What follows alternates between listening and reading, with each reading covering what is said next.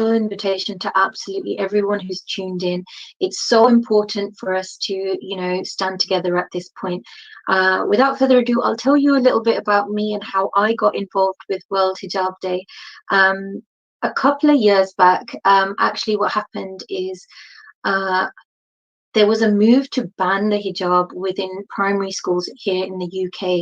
And although my young girls are quite young and they don't wear the hijab right now, I thought it was a very, very important conversation for us to have. And actually, this was not okay, with me, and it didn't sit well with so many of the sisters in the UK. Hijab has fast become this tool that everybody and anybody wants to get involved and talk about the hijab. And quite often the media, within politics, governments can, encourage a policy where it's against the hijab, right? It's a symbol of oppression for, the media, for example. But inshallah, what we're going to be doing is taking that all apart and discussing how it's affected and impacted Muslims around the world. So if I introduce our very first special guest, it's Sister Noor. And Sister Noor actually is a lawyer in civil litigation and constitutional law in Montreal, Canada. She's a holder of a master's degree in criminal law. She has a strong interest in matters related to human rights, criminal and constitutional law. She is currently involved in the legal proceedings challenging the secularism law of Quebec, known as Bill 21, the law that bans public sector workers in positions of authority, including teachers, lawyers, police officers, and judges, from wearing religious symbols on the job, which is, of course, hijab is one of those. So, Sister Noor, if I hand it over to you, thank you so much for joining us and taking some time out to talk to us about this. Thank you for having me. Tell me, can we talk a little bit about your hijab story first, please? Honestly, I was born in Quebec. I grew up in Quebec, and this is something that is so taboo to talk about the hijab. This is something you don't talk about in schools, in the media. I've been invited in so many outlets recently to talk about Bill 21. And in the French culture, this is something that is so much taboo. So I'm not used to talk about my hijab story. I put the hijab, I was a teenager. I put it because the people that were around me, the women who were around me, they had the hijab, and I felt so empowered by these women that I felt, attracted to their energy, and I felt that I wanted to put the hijab. And I grew old with the hijab. I'm sorry, my English is really rusty. French is my first language. So, so I grew up with the hijab, and I grew up to be empowered with the hijab. So this is pretty much my story. Thank you so much for sharing that with us. And we've also got, three other amazing panelists with us. We've got Sister Fatima Zohra. If I just introduce you to our lovely sister, she's a Brussels-based student and documentary filmmaker, mostly active on feminist and anti-racist issues through Imazi.Rhine Collective's work. So I hope I pronounced that right. She co-organized the Hijabis Fight Back movement, which is amazing, campaign along Belge's Comme Vous and La Clinique Mais Vague on, I'm going to let you pronounce that, please, for us, on the 5th of July 2020. Because inclusion has become meaningless, she is radically inclusive. What an amazing sort of, hashtag to have. So please, Sister Fatima, tell us a little bit more about you and your hijab story. Everybody here is feeling the same way. we are not very often outside of our own circles getting to speak positively about our, not only the way we dress, but about our faith in general. We're mostly in the West in a very defensive state when we talk about Islam. So it's quite refreshing, to be honest, to be able to be on this kind of panels, and I'm very thankful for that. So thank you to you, Karine, and to the entire massive organization that's probably behind World Hijab Day. And I am kind of recognizing what Noor said about not very oftenly talking about my hijab story openly, because as much as Noor, I only had to talk about it publicly when being, again, in a defensive mode against politicians or in mainstream media, where you don't necessarily want to talk about the most private relationship that you have, which is the one with God. I don't want to talk openly about my hijab story for someone to simply feel like giving a counter argument. That's not a story, and that's not a part of my belief. So I want people to openly be able to oppose to. So the very immediate response that I have is, I am not talking about my hijab.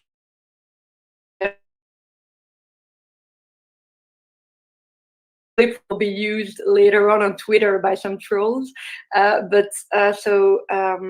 What originally wearing a hijab is just the simple obligation in Islam of having to wear a headscarf, and or of having to be able to dress modestly, not only about the headscarf, but modesty as a whole, and not only in the dress, but also in behavior. So it was something very automatic when I fell upon those verses to start wearing anything on my hair. And though many people are very judgmental about the way that sometimes my neck is apparent, it is something very automatic, though people could call it cultural, and the fact that I grew up around women that have always been dressing this way, that it's very automatic to hide your hair when you go out, as much as I hide my legs or I hide my back. It is not something that I thought about, and it's only when being confronted to other opinions in society that you realize that culturally some things are not accepted in the West as much as they're being normalized in other parts of the world. And that's why the idea of politicization of hijab is very interesting, because we don't see it as something political at all. At first, and that's something we'll talk about later on. So my hijab story was only the idea of feeling a sense of belonging, of seeing someone in the streets and very automatically having a Assalamu alaikum wa alaikum salam. So it's really that sense of belonging that attracted me to hijab when I was very young, and that will probably make me stay attached to it very strongly forever, inshallah. Wow, amazing. About the pronunciation, maybe you'll say that later on. So the Hijabi Fight Back campaign was organized with Belge Comme Vous and La Cinquième Vague, which are French names, and our collective, and our collective is called Imazirène. Voilà. Thank you. Right, so thank you so much for correcting that, because I thought maybe it was like Germanish, but it's not. It's French. Thank you so much for that. We have two other special guests with us as well. Sister Afra is with us right there. And if I just introduce Sister Afra Al-Jabouri, who was born and raised in Denmark. She has an office education and works both as a Muslim hijab model and actress, and as a passenger assistant at Copenhagen Airport. She's been involved in politics, but actually was treated quite badly because of her hijab and her religion. So I'm so excited to be speaking to you as well, Sister Afra. Please tell us a little bit more, and how what's your hijab story? How did you come about wearing it? Assalamu alaikum, everyone. I started to wear the hijab too young. I was 8 years old, and I quickly found out it was part of my identity. I went in a private Arabic school in Copenhagen, and all the girls in my class, they wore hijab, and I would like to be like them, and that's why I started to wear the hijab.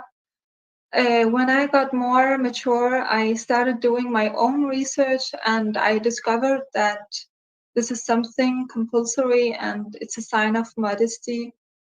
It's for our sake, so people will not harm us. That's my hijab story. Wow.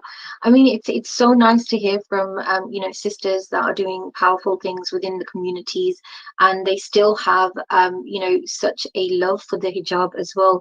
Um, Whether we like it or not, what it means to us personally, it's not always the case of how it's perceived by the other person who has no, maybe either no or minimal contact with other Muslims.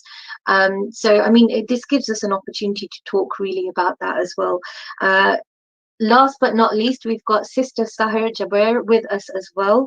And if I introduced her too, she was born and raised in Canada. She has completed a double honors in communications and sociology. She has studied several years of Islamic studies in Lebanon. She is the founder of Figs and Olives Publications, which focuses on publishing Islamic children's literature to ensure that Muslim children are also represented in English literature. I mean, you're so lucky to have been a formal student of knowledge. Alhamdulillah, like I've recently just started on my own formal study journey with the amazing Sheikh Akram Nadwi, actually, who you might know as the author of the Women Scholars in Islam, which is a monumental 53-volume biographical dictionary which charts, the journeys of so many Muslim women, contributions made by female Hadith scholars over the centuries. So books and literature, it's so important. So I'm really, really excited to speak to you, Sahir. Tell us a little bit more about you and your hijab journey and. Assalamu alaikum, everyone. Thank you so much for providing this beautiful platform. And I would like to congratulate first everyone on World Hijab Day, a beautiful celebration that we should all encourage. And of course, on the remembrance of the birth of Sayyidah Fatima the Zahra, Prophet Muhammad's daughter. So two beautiful occasions happening at the same time. So my hijab story really, since I was a kid, since I was 8 years old, I randomly woke up one day, wore the hijab, and told my mom I'm wearing the hijab from now on. I didn't even question it whatsoever, even though I went to a Canadian school, a public school. I was the only hijabi in the whole school. But to me, what was important was my family really made sure that we understood that society is society and the Islamic household is our roots. So the Islamic understanding and being raised under Islamic beliefs, no matter what society does around us, it doesn't matter. What we hold on to is our Islamic beliefs. So it was that root as a kid that I was really empowered to always wear the hijab very proudly. Even though I never wore it as pretty as these girls now wear it, have such beautiful fashion nowadays. The hijab was so simple before when I was younger. It was just that two-piece hijab that we all know about. But to me, the hijab was just a very, very everyday action that I just did. I just wore it on. It was just that simple. Amazing. And I think it is, we sometimes think it's we perhaps get used to it being a big part of us and forget sometimes that other people might not feel so comfortable to talk to us about it or why we wear it, and a lot of people have questions about it. This is why initiatives like this World Hijab Day and these discussion opportunities and platforms are so important. I mean, if I was to ask you guys all, what's your favorite thing about wearing the hijab, and what keeps you motivated? Because it's a very tough society right now. It's a very tough world. I mean, yes, we can say, when has it ever been easy? But right now, with the rise of Islamophobia, the fact that a lot of governments are trying to ban it, from workplaces and things like that, it's a very tough situation to be, hijab wearers. So what's your favorite thing about wearing the hijab, and what keeps you motivated? So if we speak to Sister Noor first, what do you think? Well, a little bit of my story is I made my master's degree to become a crown prosecutor here in Quebec. And the Wow. fact that I wear the hijab, I'm not able to become a crown prosecutor. The Quebec government passed the bill prohibiting the wearing of the religious symbols 2 months before I finished my master's degree. And then, you know what? I was on the team of lawyers that sued the government against Wow. this bill that made me not become a crown prosecutor. I am so proud of myself. I am so proud, and this is my motivation. You know what? I'm strong. And I think every woman that is here and every woman who is listening to us is a strong woman. We are so strong. We are so compassionate. We know so much about justice because we're living the injustice and we're living the oppression. And this is my motivation. Like, what do I need more than to be on the side of the oppressed and fight the oppression I'm living here? So this is my motivation. I know I'm doing the right thing. I know I'm standing up against the oppression. I know I'm standing against the violation of human rights in Quebec. And the fact that I'm proud of what I'm doing, this is my motivation. And I think we all should be proud of wearing the hijab in 2021 in Western countries, especially with all the bills and all the Islamophobia that is happening right now. Amazing. Thank you so much for that answer, because it's so powerful to hear from someone who, you know, we all have a little human rights activist in all of us, right? But you've taken on such an amazing, you know, thing. You're challenging the government who's, you know, legislated this very Islamophobic, very hijabophobic, you know, policy. So inshallah, may Allah give you all the power, and we stand in support of you. And you know, again, I say to everybody who's tuned in from all over the world right now, you know, these things are so important right now. So we appreciate your ongoing support, inshallah. Stay tuned, and make sure you go and follow Sister Noor and show her the support that she deserves, because I think if we realize one thing, it's one hijabi's fight is another hijabi's fight too. It's not just our individual fight. This is us making a voice, a strong voice against the oppression that we face by choosing to wear the hijab. It's not the hijab that is oppressing us, but in actual fact, it's the environment that we're in that actually, you know, pushes us down. But alhamdulillah for powerful sisters like yourself, you know, and our other panelists as well. Sister Sahir, if you could jump in as well on this conversation, what do you think? So discussing this matter is so important for all of us. And like, to think about it, I agree totally with Sister Noor. And I think that the only time that a Muslim hijabi will find power is when they see the hijab, as you said, as not something that's stopping them, but something that's going to actually liberate them in their own sense. And so when we look at the difference between a Muslim and a Muslim's fundamentals and the non-Muslim's fundamentals, and in terms of the hijab, a woman can say that the hijab is oppressing her because it's something that's covering her, because she's following a man, Prophet Muhammad's beliefs that he was given by God. And so that makes it patriarchal. And so if we go to all these underlying keywords that they're discussing about us, and they're claiming for us to be,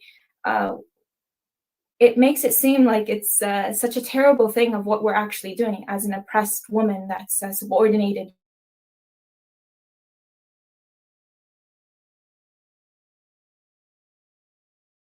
And when we tell society that I am going to follow what God wanted me to follow and not what society would want me to follow. And so that liberation is key for us Muslim hijabis. And that's what actually keeps us going.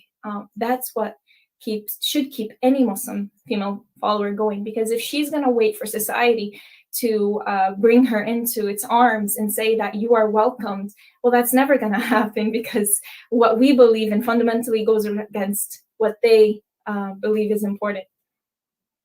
So what motivates you to keep wearing it? Do you find it difficult, or are you quite firm and strong right now? And has it always been that way? Throughout, I was heavily bullied as a kid, so it was definitely difficult. I was the kid that no one wanted to invite to their lunch table or be in a group with, or the kid that people pointed out. I was always that kid that had no one to actually ask for when it was a group project, or the last person asked to be on a sports team. So wearing hijab was always difficult my whole life. It was a struggle. Does that mean that the hijab is it to blame? Of course not. What motivates me is my belief in God. It's my belief that there is a supreme power that will make all of this worth it. And by me obeying that supreme power was where I find my strength. So ultimately, all my strength in wearing the hijab only comes from my belief in God and my belief in Islam and my appreciation for the beautiful religion that he provided us. And so every single time I want to wear the hijab, it's important for me to reinforce this idea that as I wear my hijab, I am wearing this hijab with the intention to become closer to God. That simple act of telling yourself, reinforcing why you are wearing the hijab as you go out of the house, actually makes you become empowered. Because ultimately, we all wear our hijab for God. We don't wear it for anything else other than God. And so us reinforcing and us discussing it to God as though he was an intimate friend that we can discuss to, God, watch me, I'm your servant, I'm wearing this ultimately and only for you. And so bless me with this action and see my tidings as good in your eyes. That's where I find my strength, is that moment of reflection as I wear my hijab that I try to do every time I wear the hijab. Because if it's not a connection between me and God, then anyone's going to come and interfere with what I'm wearing and what I'm doing. But your connection and your belief system, that's key, is why do you wear the hijab? Is something everyone has to ask themselves. Once they figure out why they wore it, once they believe it solidly, they're able to wear it in such motivation, in such power, in such courage, that nothing really impacts them. What society or how society is going to bully them, whether it's work, and like Noor was saying, or whether it's school, it becomes a lousy form of speech that they want to talk about. Absolutely, absolutely. I mean, it's a very personal journey as well, isn't it? That questioning and working out why, where, who. Although it's quite clear in the Quran, and we're told by our teachers, etc., how important it is. I think again, we look for role models, we look for representation as well. Sister Fatima, what about yourself? Like, what motivates you? Because of course, it's not an easy thing to wear in today's society. What's your experience been, and what motivates you? Have you struggled with it?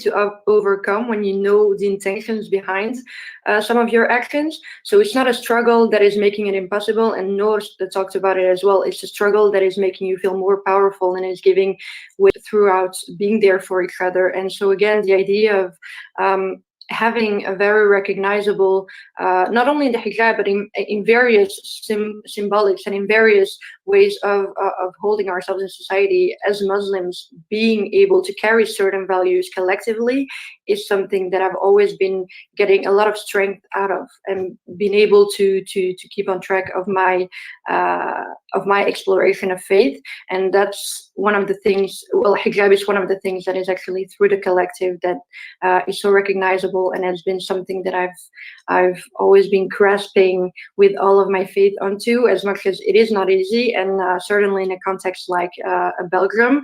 And there's something that Har said that is so important, but unfortunately things are not these kind of things are not being repeated enough. It's like, what is your intention behind it?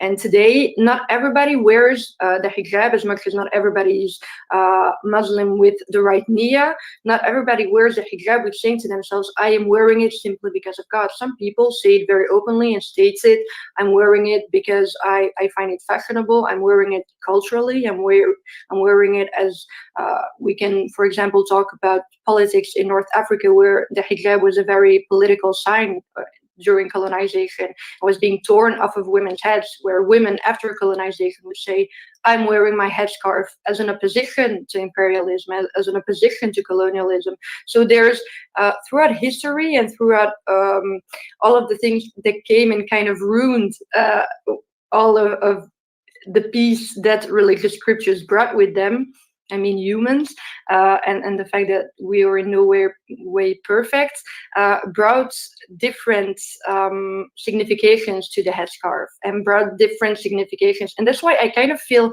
it's a pity today that there aren't maybe a few more panels that were given where men would be present, because I'm sure that would be a very interesting addition to the conversation, how a few things have been changed throughout history and throughout certain things that Muslim communities have had to endure, and to be able to get back to the idea the headscarf is ultimately simply a symbol of submission to God, and we should be able to talk about that interpretation only within the community. That's a conversation that has to be held, and these kind of panels are making it possible to bring it back up. Yeah, I totally agree with you. There's so many ways that we could, add important parts to this discussion. But sister, if we could go to you as well, Sister Afra. I mean, how has your hijab journey been? What motivates you? Has it always been easy, or has it been a struggle? You're born and raised in Denmark. How's it been for you? Sometimes I'm surprised that people talk to me in a special way, and not just like a girl wearing hijab. Sometimes I have a bad surprise, and the bad experience is when there is a lot of prejudice, and they think here in Denmark, they think that women wearing hijab, they are about me, they think maybe poor her, poor girl, she cannot choose for herself. Maybe to wear the hijab, her family, and she has no choice, and she is a poor soul. But the positive experience, still I have Danish friends here who do not have prejudice against Muslim women. So this means that not all Danish people are, racist, fortunately. So, yeah. I mean, absolutely. I think this is it, isn't it? There's so many misconceptions around it, and primarily, I'll tell you how I heard it. Sheikha Tamara Gray actually was a couple of years ago. We had a World Hijab Day event at a local university, and she said that actually Muslim women are the only ones that walk. We're the believing women that walk the earth, and everyone knows our faith by what we choose to wear, and that in itself is just so powerful. The hijab actually is such an honor from Allah subhanahu wa ta'ala, directly to us, for us women only. And it's become so with so many different meanings. I wear it because of this, I wear it because of that. And it's like you said, sister, as well, that we have to be able to discuss it in the way that we need to, and the fact that it is a major part of our identity. It's a submission to God, and it's to identify us as Muslim believing women. I mean, without even moving our lips, without even speaking, we say La ilaha illallah Muhammadur Rasulullah. So that's just so it's so special within itself. And I think that's a big part of the motivation for me. And it's when you get close to Allah and you realize that this is it's bigger than us. Not only are we wearing something for the sake of Allah subhanahu wa ta'ala, not only are we trying to put out the best versions of ourselves, we represent a faith, and a faith that is often misrepresented. Can't get my words out. Often misrepresented in the media, in politics around the world, and actually I think this is an opportunity for us all to say that actually we are powerful, we are strong believers, we do have a voice, we certainly have a voice, and we certainly will not allow any injustice to happen with our sisters. And unfortunately there are there's been such a big move. There's incidents that we can remember very easily. The lady who got attacked in Australia, that went pretty viral, that was awful.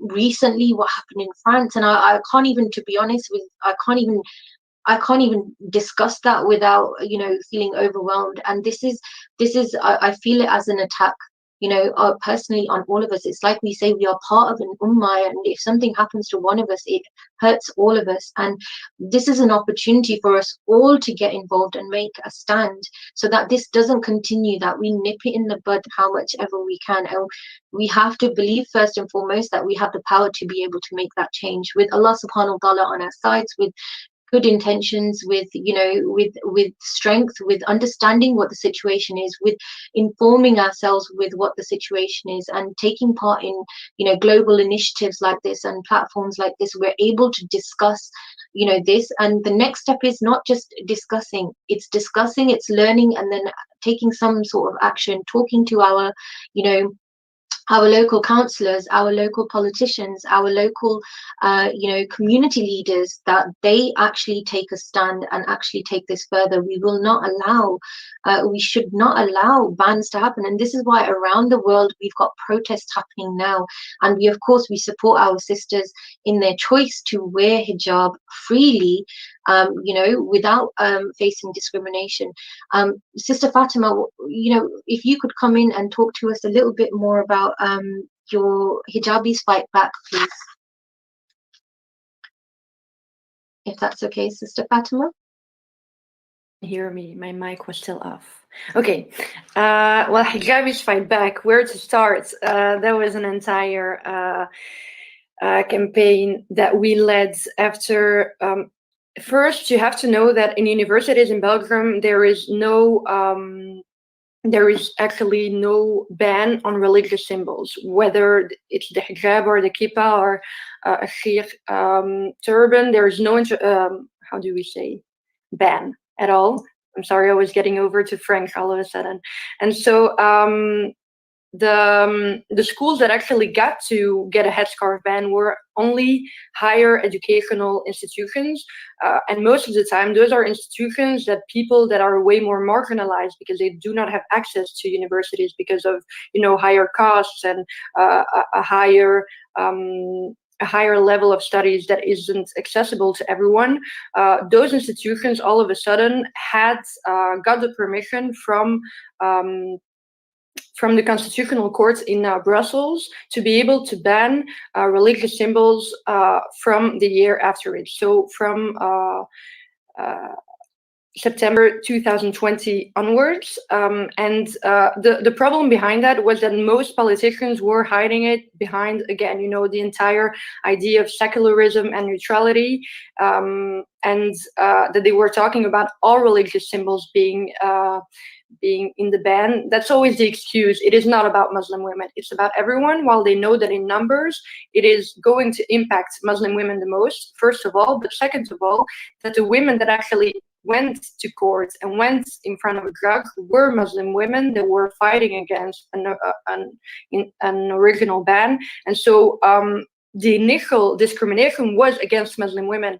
And we heard about it during a lockdown, and we knew that the year afterwards, schools were actually going to instrumentalize that new arrests and were going to apply it to their to their regulations, and that the year afterwards it was going to be a problem for hundreds of Muslim women, maybe hundreds of thousands of Muslim women in Belgium.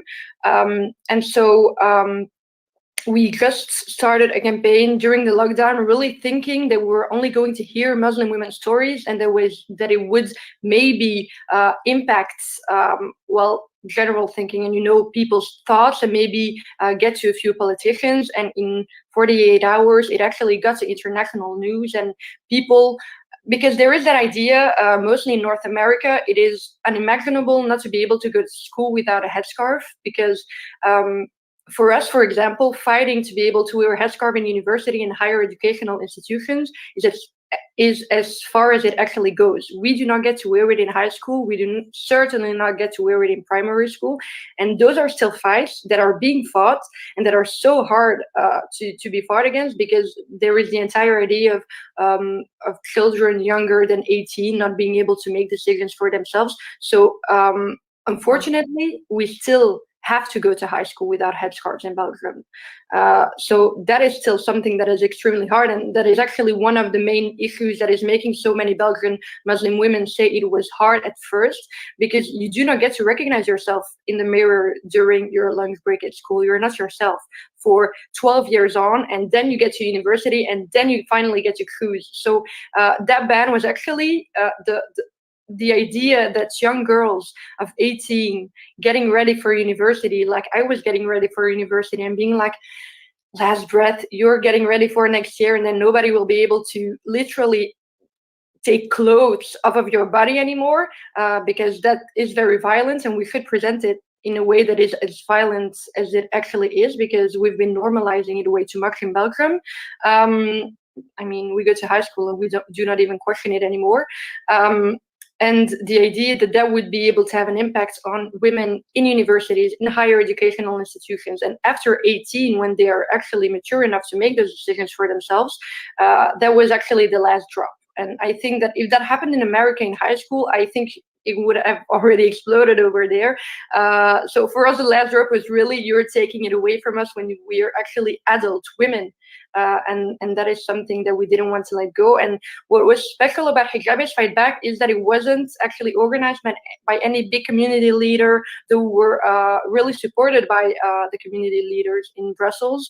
It was by very young women, all students, who just took their iPhones and were like, okay, people, let's just come together and do something about it. And we got in touch with people who were in touch with politicians until it really had an impact. And like I said, it made international news.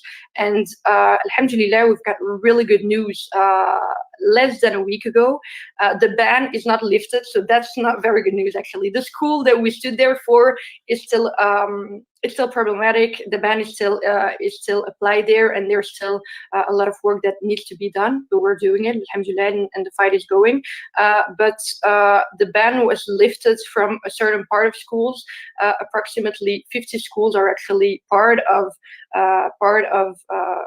the area where the ban was lifted, and it's going to impact more than 40,000 students. So alhamdulillah, it's going strong, and like the power of these tools, and just saying openly what you think and how you feel. And I think that's the gap that has been existing, at least in Belgium, and maybe all of you will be able to talk about it in your context, the gap that existed in Belgium between politicians and our actual opinions. Because again, I don't know how it's going in other countries, but Muslim politicians are not necessarily the voices that Muslims do always defend and always want to hear on religious issues.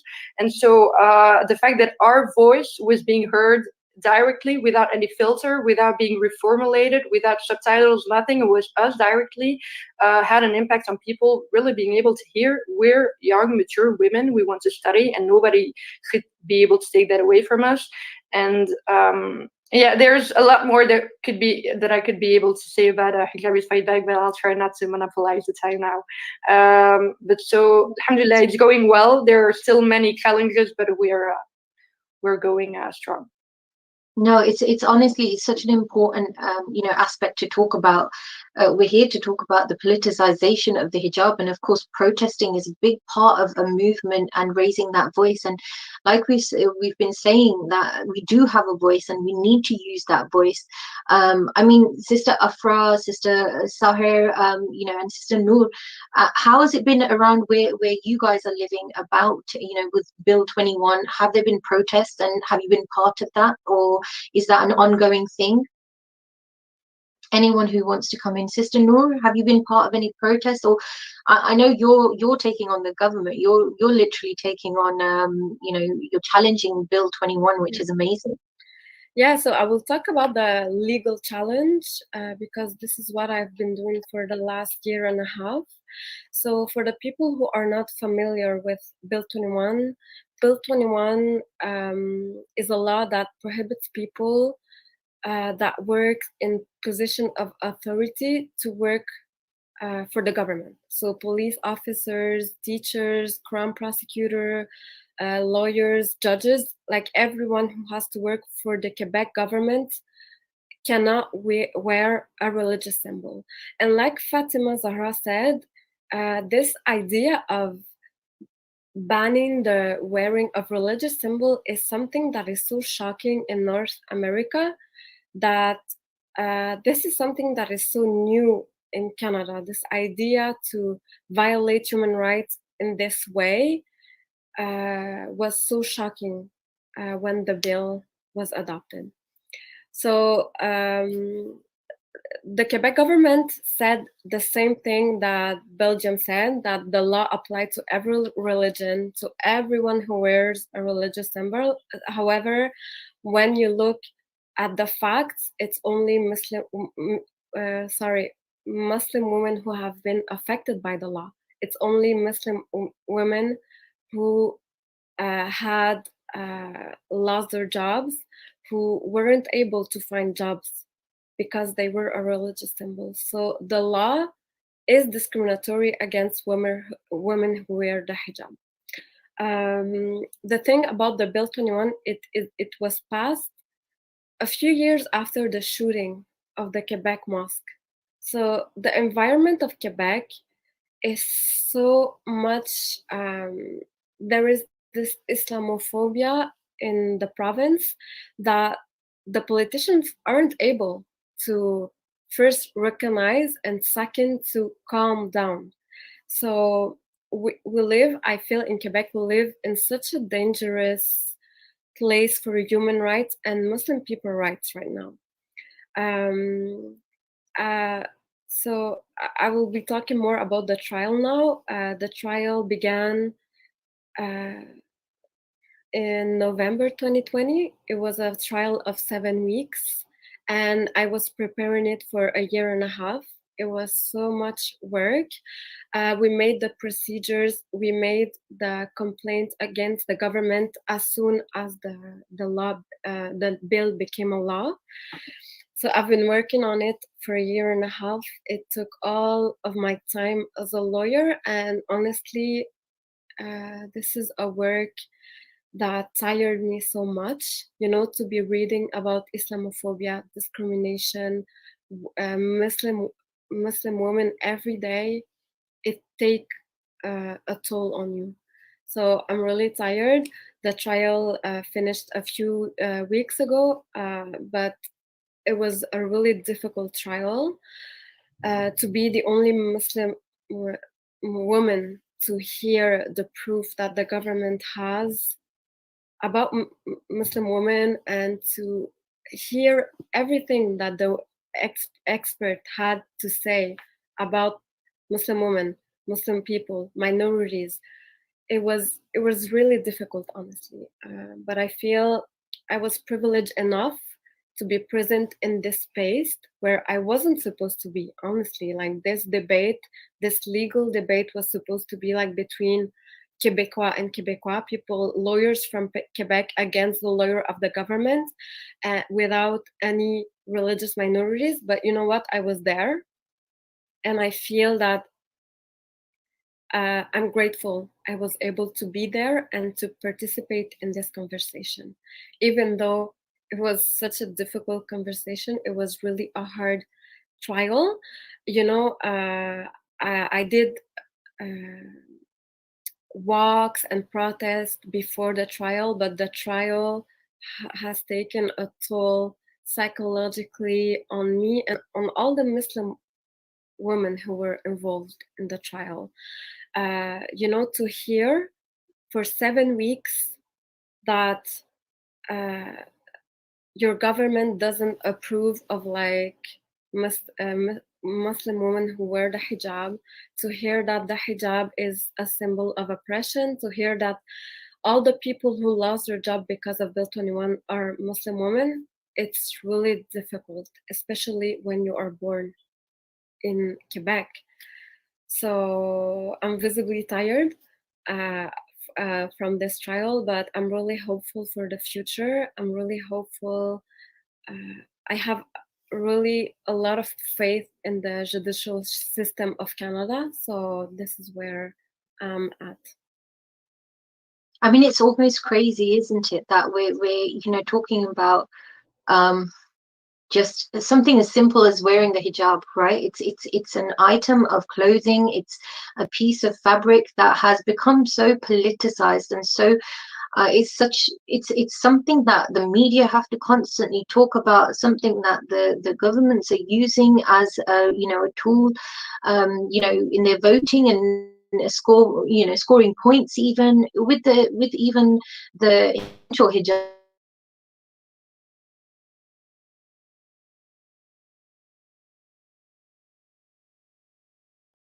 You know, obviously there's always been it's been in the news quite often about the face veil bans and, you know, how it's not you know, all of this stuff, the face veil ban, the burkinis, that was quite shocking as well, that, you know, sisters can't actually go to the beach because if they wear bikinis. And, you know, if we talk about it in the global context, it blows your mind, doesn't it? As adult women, we can't choose what to wear. It's okay for us to wear like skirts, trousers, whatever we want, but they choose to attack our hijab, you know, something that is so important to us. Sister Sahar, you know, is there anything? Yep, sorry, Sister Noor, carry on. I'm so sorry to cut you. I just wanted to make a comment about this before we like end the subject on the freedoms and policing the bodies of Muslim women. The thing is, what it's not only the violation of freedom of religion. It's not only about that. I wish it was only about violating the freedom of religion of Muslim people. It's policing the bodies of Muslim women. And this is not. It's a violation of our dignity. You know, it's the violation of our freedom of thinking, of doing what we are doing to do and to do what we want to do. It's so much more than the violation of the freedom of religion. And this is the biggest concern for me. Our dignity is being violated, and they want to police our bodies. They want to police our mind. They want to police what I want to wear every day. And we can't accept that. I'm so sorry to cut you off. No, I'm so glad you did, because it's such an important topic. It's such an important point to make right here, that when you hear that you know, they're literally policing our bodies, it really hits home hard, and it's difficult not to get emotional about that, because this is real. Yes, Sister Fatima, please come in.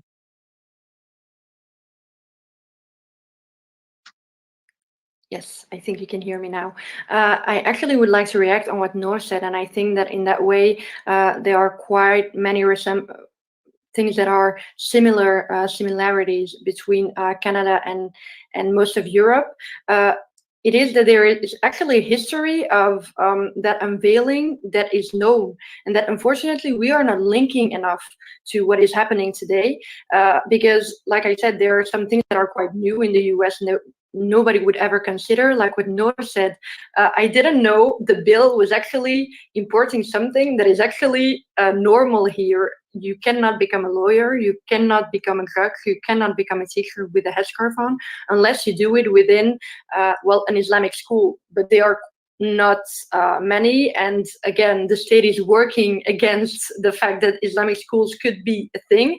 So it's a very hard challenge for many women who want to occupy those kind of jobs, and many women actually go abroad or choose another job, so they're really limiting themselves. So to us, we kind of accommodated to those realities, and hearing, and mostly it's also because of, you know, being exposed to realities in the US because of how culturally it has a big impact on the West, and we're being confronted, you know, to the films and to magazines and to everything that we see there. And so when we hear about Muslim initiatives actually, and we see little girls wearing a headscarf to school, we're mind blown, because here there really is a knowledge of the history of, for example, France. When we talk about France, it's nothing new.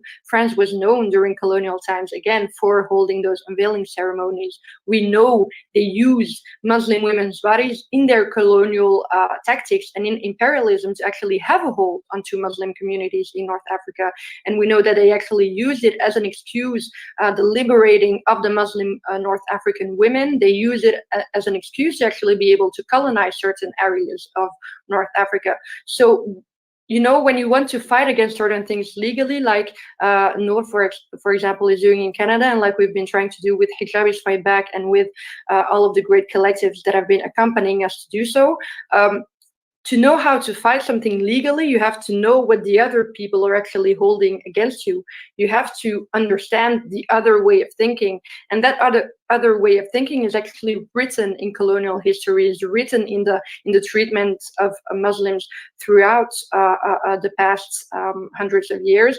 And so there really is that idea of a symbol of oppression that has been created.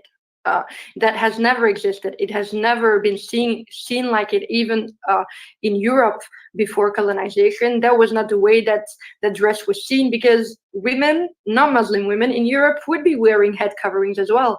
And so the fact that those things disappeared throughout European history and then were used as an excuse to be able to get a hold onto certain populations throughout history, something that we need to use, because the fight against this kind of bans is actually a decolonial fight. It's a fight against ideas that were instilled in our populations for so long, and unfortunately they still have an impact on us. When a woman says, I'm wearing a headscarf because I want to be seen as being a North African woman who is wearing a headscarf, that is being instilled by colonial mindsets. That is wanting to fight against someone who came, and an imperialist who came and got on your land and killed your people and took your land and killed your father and raped your mother. And all of a sudden you want to prove yourself politically by the way that you dress.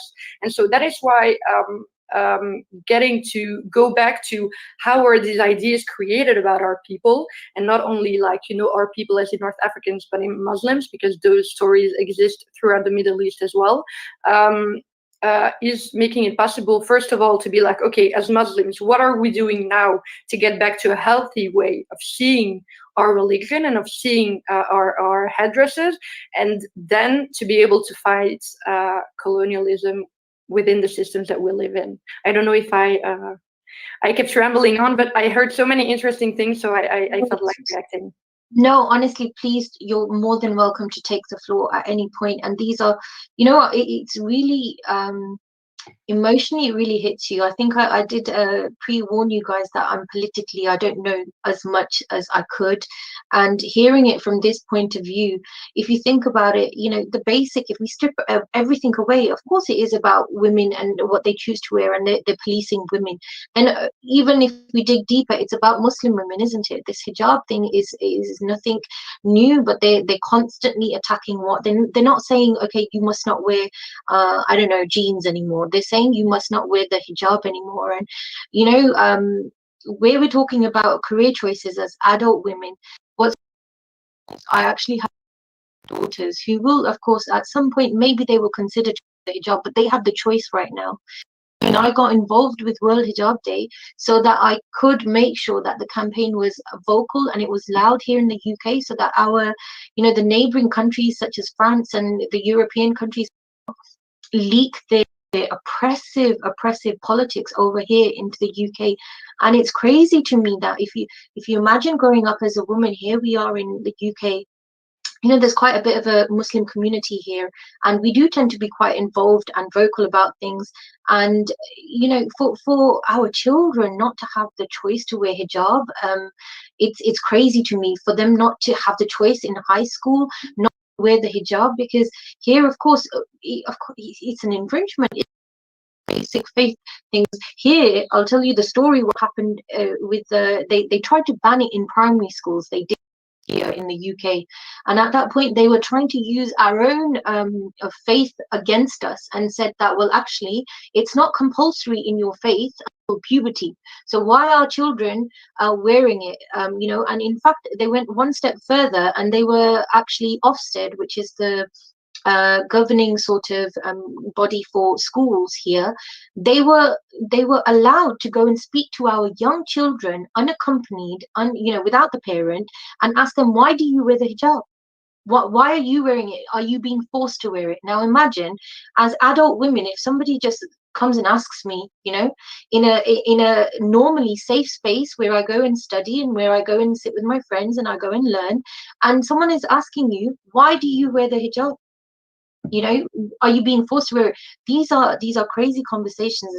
And at least we are at the point where children are still allowed to wear hijab if they want to. There's no force to wear it, but they want to. And the basics of it is being part of this massive sisterhood, this ummah that we are part of as Muslims.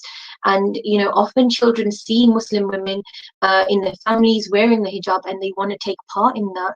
There's nothing oppressive or nothing forceful about it, but that choice is what we're talking about. This is what World Hijab Day is. This is why the campaign this year was End Hijabophobia, because we do not want to be policed. We don't want our bodies being policed. We don't want our hijab. We don't want our faith to be policed by these oppressive, policies and the politics around it. How can they choose to politicize something that is basically a faith-based symbol? But Sister Afra and Sister Sahar, you've been quite quiet. Please do jump in at any point. How do you think, how important is this conversation right now with ending hijabophobia in your countries? How important is it to you? And, what's the impact been on the Muslim community where you guys live? So, in concerning your question, if you don't mind, if I can go back as well to just Bill 21 to just discuss it quickly. When we discuss Bill 21, the racism of it is so obvious. Yet they try to make it such a polite manner in which they disguise it under the narrative of what the master class would want. You see, like if we discuss it from a sociological perspective, just studying society, we can see that there is this theory called cultural pluralism, the way culture would work within society. And in this theory, it's argued that what is actually tolerated and what's visible, the symbols that are visible in society, in the way they are tolerated in society, actually expresses the invisible understanding of that society. And so what that means is that when we come and see how the hijab is not tolerated by society, and it's not tolerated under, these polite laws of them somehow liberating us from an oppression that we don't know about, they're doing it in that manner. That in itself is a symbol that they do not tolerate us, and they do not tolerate our hijab as a symbol to be integrated into society. And so when we look at the Quebec ban of Bill 21, and they say that they created this ban so that young children aren't impacted by a teacher that's wearing a hijab. And yet we see that there's so many celebrations such as Easter and Christmas that is openly accepted into their culture and their schools, and yet it's associated with the religion, yet they make it seem like it's a cultural understanding. And so if we go back to the hijab and that narrative, we see that the hijab to them has now become, and what they are trying to do is make sure that the hijab represents a symbol of distinction, that we are distincted in society, that we are excluded, that we are discriminated from, that anyone wearing the hijab should have those features with them, between a Muslim and a non-Muslim. And this understanding becomes traditional versus modernity. And so the hijab all of a sudden cannot become in a modern world. It cannot be worked in a modern world. That is extremely dangerous, since that type of narrative actually impacts how Muslim woman starts to interpret herself. There becomes an identity crisis of what a Muslim believer feels like in a society. By one side, she's obliged to follow this law by society, yet another side, she's trying to obey God's command. And when we discuss this, when we discuss about the importance of the hijab, it's not like they don't know this. It's not like they don't actually understand this. It's exactly like you said. They actually started using Islam against in UK, because they've analyzed this so much.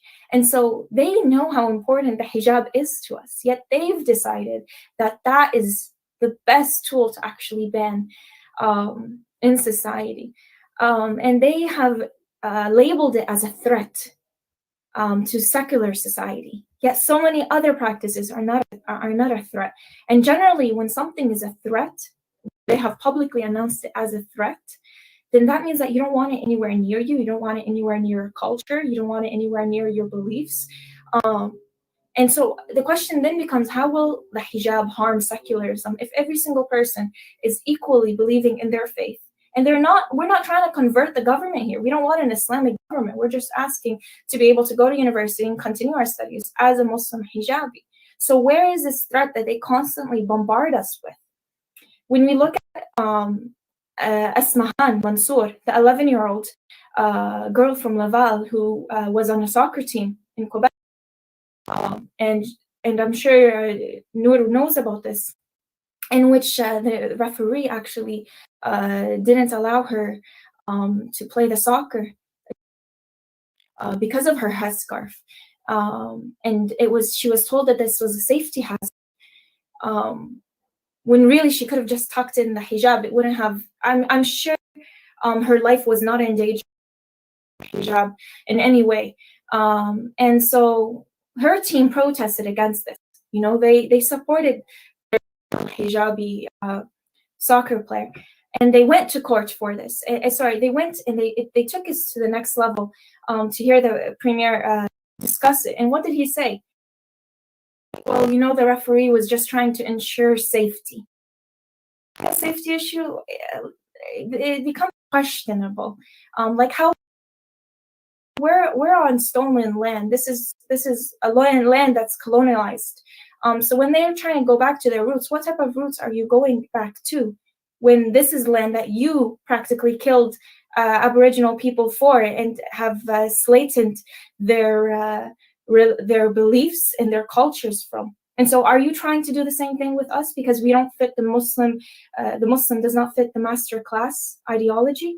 Every single Muslim hijabi that hears this band, she shouldn't feel like the government is actually trying to do her a favor or feel like, you know, the government cares for her well-being. No, the government, if they're going to blatantly place us as a threat to society with our hijab and place us that somehow we become more ignorant if we are wearing a hijab while being a judge or being a doctor or being a teacher, then they are the threat. Then they are the problem. Then that's where the root of all of our issues are. It's not in our hijab. It doesn't make sense in any other manner.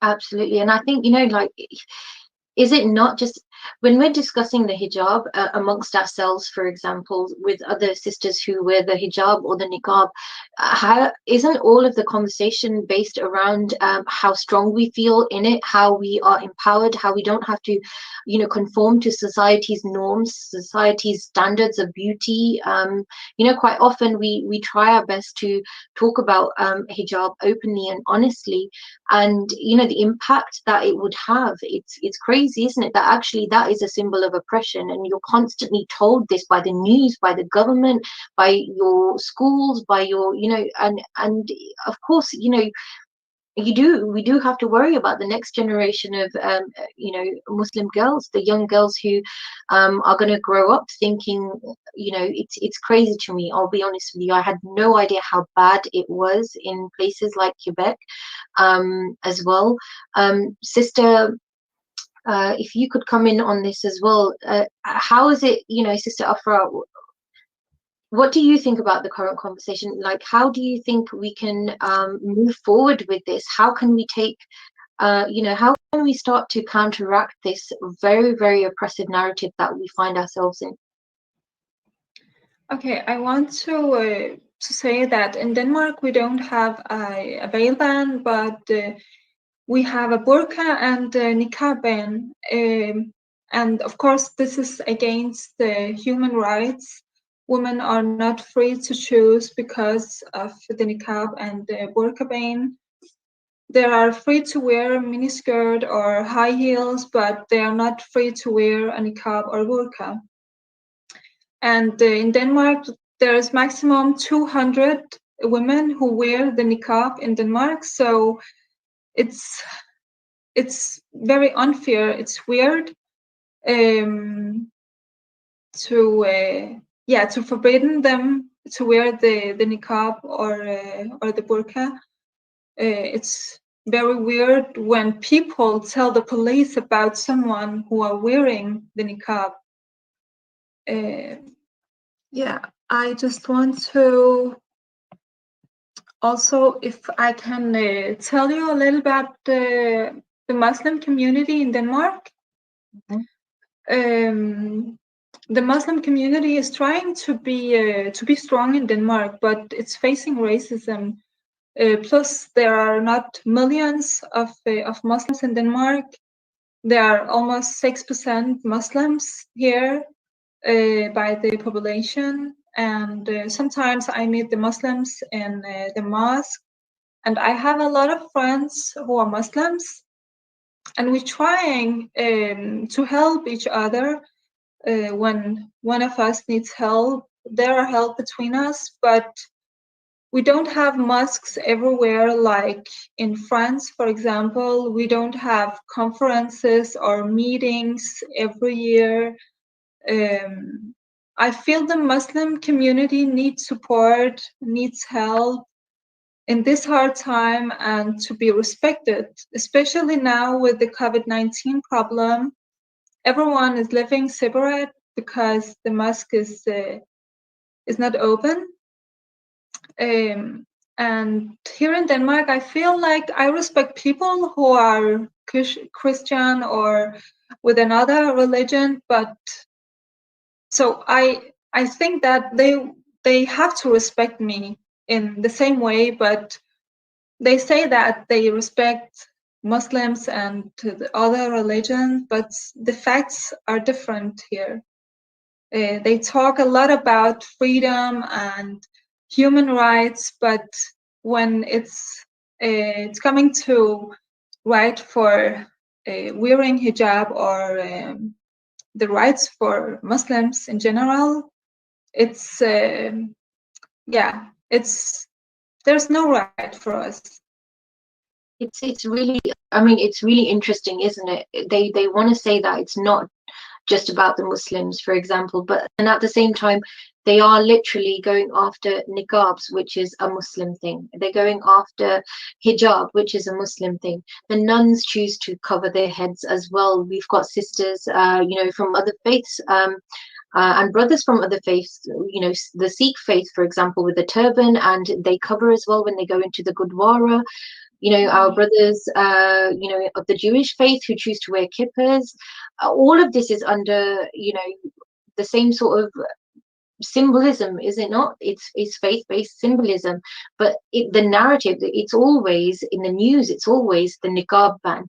And it's interesting that you mentioned in the context of COVID, right now everyone is mandated to cover their face when we're going out and about, because of lockdown restrictions or whatever it is, to protect each other. You know, people are actually now wearing face coverings? Is that not what they've gone after, but specifically just Muslim women? And interesting enough, in France, there's still, you would still get a fine for wearing a face veil, but they're all wearing face masks. So of course they have used our hijab, our face veils, our niqabi sisters to further themselves politically. Sister Fatima, is there anything you want to come in and say, or Sister Sahir, was that a hand up, or? Yeah, go for it. Sorry, I just wanted to add something about the French. When we analyze what the French did in 2003, they requested for a report to be made about the Muslim hijab, and it was under this title called the Stasi Commission report. So that was the basis of why in 2004 they made the hijab ban in France and in public places, such as governmental workers, police officers, etc. And so when you look at that report, if we were just to come and bring in their report and analyze that report, there are so much misinterpretation of Islam and so much racism in it. For instance, if I were to read just one thing that they discuss and how they discuss Islam, it's this: Islam as overtly political and patriarchal, and described Muslim women as oppressed by the religious tradition, hijab. The report also said that they were trying to liberate Muslim women from their oppressive religious beliefs and practices. And so let's say, for instance, someone is oppressed. What's the first thing that you'll do? You'll go towards that oppressed person and ask them questions. Is this correct? Are you feeling oppressed? Is what this report is saying is correct? With this report, they actually did not take into consideration any Muslim's opinion. They just created that report and actually completely disregarded the Muslim view on it. And so that becomes a question of, are you truly trying to speak on our behalf if you don't even want our opinion in it? Because I'm sure we can find at least minimum 20,000 Muslim women saying in France that they are not oppressed by the hijab. And so on what basis do you go about saying that the hijab is oppressive other than their barbaric Western imagination of what the hijab represents? And so their imagination, their constructed image of the hijab representing a barbaric Middle Eastern traditions is what actually made them come to that conclusion. It wasn't of the real facts in this day and age. You know what, I mean, I think, very valid points raised there, and unfortunately this is the case. And we've got through nearly most of the day and the World Hijab Day conference, and unfortunately we have had to turn off the comments because we are now getting a lot of hate around this, which is exactly what we are talking about. Quite often I find people, through ignorance, and it is just pure ignorance, they want to impose their viewpoints, or they, here I am saying, no, I'm not oppressed, yet somebody is trying to say to me that I am oppressed. Or for us right here, this initiative is about raising a voice that we are pro-choice and pro-freedom, and in actual fact trying to take away the right to wear something or not wear something. It's like you mentioned, you can wear high heels, you can wear skirts, you can wear absolutely everything, but they feel the need to take an item of clothing away from Muslim women. And I think this is this only motivates us further. When there's backlash, negative, this is when we need to pull up our courage, actually, and we need to stand together on this. And I think our governments, our councillors, our politicians need to be aware that we are equal right people of the society. We are here, we vote, we contribute to society as much as we can. And I mean, I can't even understand, if you're not allowing, you're doing a disservice. And this is the reality of it. They are doing a disservice by marginalizing Muslim women, because quite often if the opportunities are there for us to take part in, here in the UK, we have so many Muslim doctors, lawyers. We have so many Muslim women now starting to get into even the politics. We have Sister Zahra Sultana, who is quite vocal on a lot of aspects here in the UK, and I think more. So this we need to take this opportunity to empower everyone and continue to empower women to take forward. If they can, then they step into politics, because the world needs to hear us, the world needs to see us, and it's the governments. How do you think, this is a question to all of you guys, how do you think we can positively engage with the politicians, the local politicians or councillors, or do you think we can, or how can we go about this? I know some of you, you guys are doing amazing work, protesting, you challenging policies. What can our viewers, what can they do that can help us in this fight? Who wants to come in? Yep. I think that I'm going to be the most skeptical out of everybody here. I'm not really counting on any politician to do the work. And I think, or maybe I'm seeing Sahar smiling. I think she's as skeptical as I am then, maybe. But okay, good to know. I'm not counting on anyone to do the job, because everything throughout history, again, has been proven not to be, the work is not going to be done for us. So I'm one of the people also who no longer says, as much as I used to in the past, this is just about the hijab, it's just a scarf on our head. It's way more than that. It's the taking away of education from women. And it's when you do that, that of course has will have an impact on their children, will have an impact on their household. The taking away of education, having an impact on sexuality of people, of course, through that, because again, it's having an impact on people's views on their own bodies and the way that they get a focus on that in life. That is going to it's not going to, it actually destroyed entire generations of wisdom that we left behind us. And it destroyed entire generations of people that we actually look up to now, but we know that they went through so much suffering that they shouldn't have gone through. So I'm not counting on the grandchildren of colonizers to do the work to liberate the child of someone who lived in occupied territories in North Africa. I think we're capable of doing so by ourselves. And again, with our own lectures, there's the entire idea of men are willing to have something to say about women's bodies, but it's not about men. White women throughout history have proven to do that as well. And one of the tools to do that was white feminism, for example, the use of women's liberation as an excuse to have white men and white women stand side by side and have an impact on women's bodies. So going back to, we had our own figures, and I'm North African, and I'm, an indigenous woman of North Africa. I'm Amazigh, so I look up to certain figures within my own history, but Islamically, we have Khadija radiallahu anha, Fatima Zahra radiallahu anha, we have Umaraqa radiallahu anha. We do not need feminist figures. We do not need women figures to tell us where we should stand in society and how to liberate ourselves. And I mean, Noor is proving it. And here prove it. We are having the tools in our hands now to be able to bring that change, and it's coming by step, and doing it for a higher purpose. Whether we'll see the change from our own eyes or not, we're all profiting here of certain things that have been done by our grandmothers for us, and they haven't been able to enjoy those things. I have a grandmother who doesn't read, yet the work that she has done in her life has had an impact on me being able to go to university. So eventually our work will pay off, even if not for us. So I'm getting a lot of strength out of that. And maybe that's a little detail, but it's something that I'm hearing quite a lot, like the argument of women get to wear, high heels and they get to wear short skirts. Eventually, in an ideal world, I would love for them to be able to do that as well.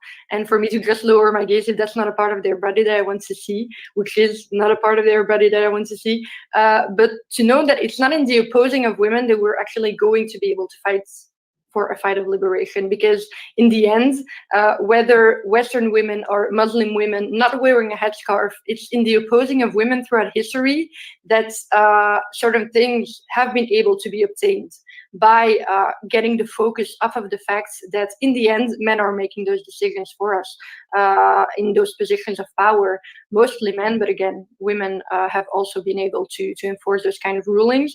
But really by saying, eventually, I want everybody to be able to wear anything as long as my human rights are not being taken away from me. I don't know if, again, I'm kind of dispersing myself. But one thing that I wrote down, and that's maybe the last thing I'll say, unfortunately, because there's such a beauty to Islamic faith, and I'm sure we're all Muslim by choice, that is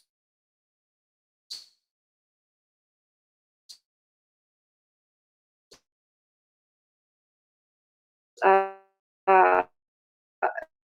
beauty that we're able to see. And when I'm with my friends, we don't talk about the hijab that much, because, you know, spirituality, we talk about the way deeper meanings and feelings that we get out of, you know, being in sujood and praying. That's such a strong feeling, and people who have and are able to, you know, not only experience it but talk about it in between themselves.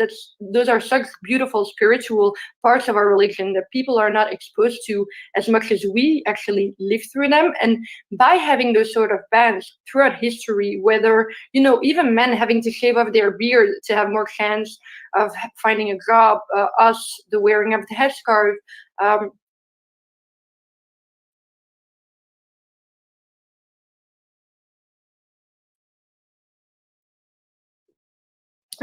and just, you know, certain details.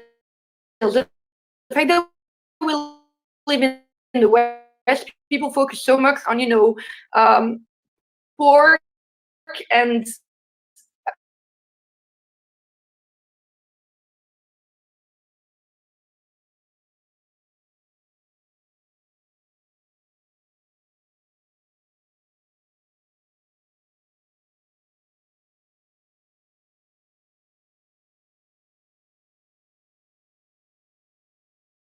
project by Belkin Law, but really to come together as a collective and talk about spirituality.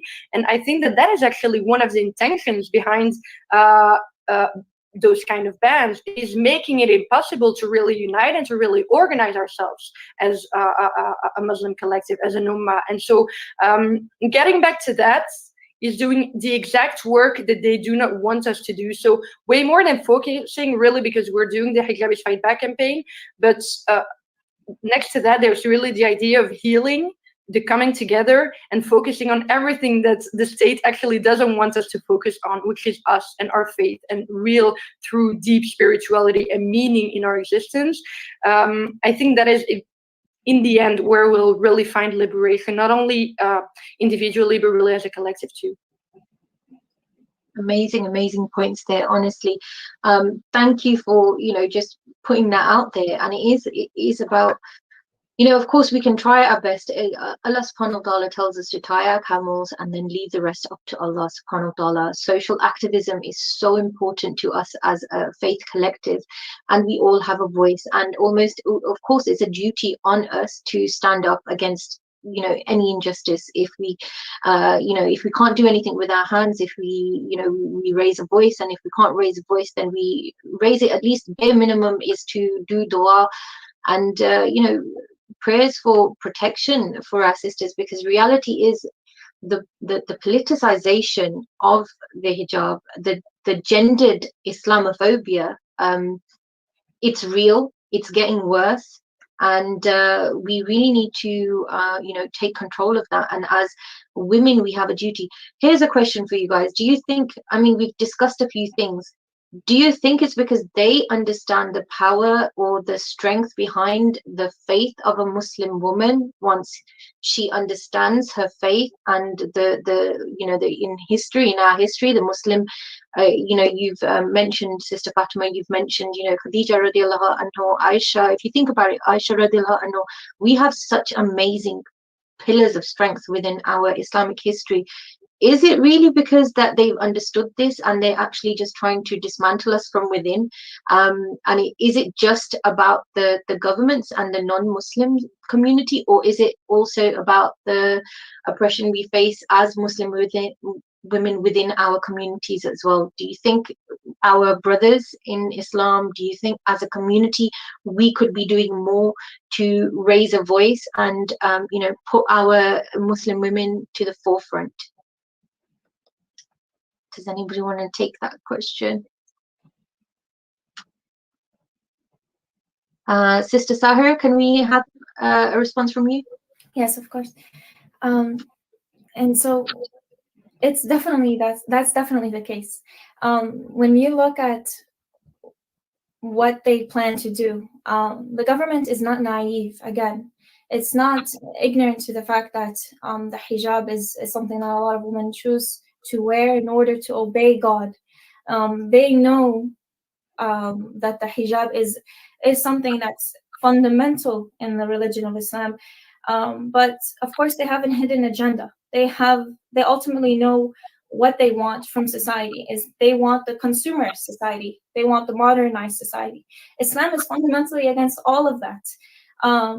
When you analyze what the French stand for, is that they stand for a secularist state. Islam stands for a religion that will be liberated by worshiping God and only God and everything about God.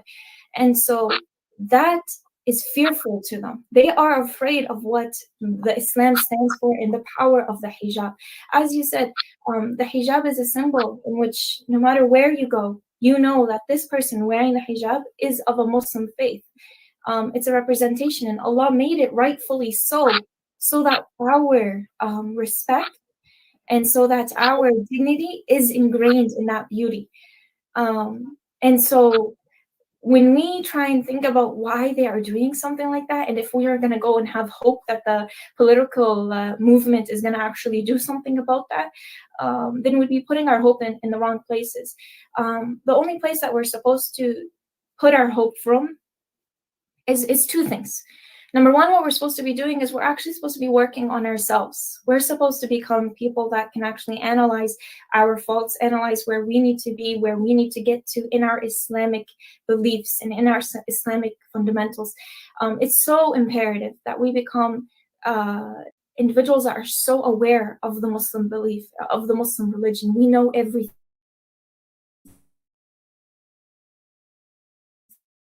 We know history. We know our jurisprudence. We have a strong core. It shouldn't be left to jurists to do that. As you said, you're doing your own research right now. That is so important. You're able to join so many people around the world, so many Muslims around the world that are so strong and empowered with the hijab and are doing a movement and doing a change around all over the world. And I'm sure there are hundreds of thousands of other Muslim women that are doing the same thing. This society, we're supposed to create as an ummah, as a community, regardless if you're Sunni, Shia, regardless if you're wearing the hijab fully or short, different way. It's the important thing is that us as a Muslim, and us as a community of a Muslim, we're supposed to be the backbone for each other. And we're supposed to be empowering each other. And if that's not happening, which unfortunately is happening, and we can see some of the comments were very inappropriate, that is going to break the Muslim identity and the Muslim backbone. And so together, if we're going to stand as a collective unity, that the hijab is our right because we are not impairing anything in society other than our freedom, then that makes us empowered to be able to do such extraordinary things. If we go back in history and look at all these incredible females, such as Asiya, the wife of Pharaoh, the wife of a man that is so terrible. He was the worst leader in the whole world. He was extremely rich, but he was a king that was brutal.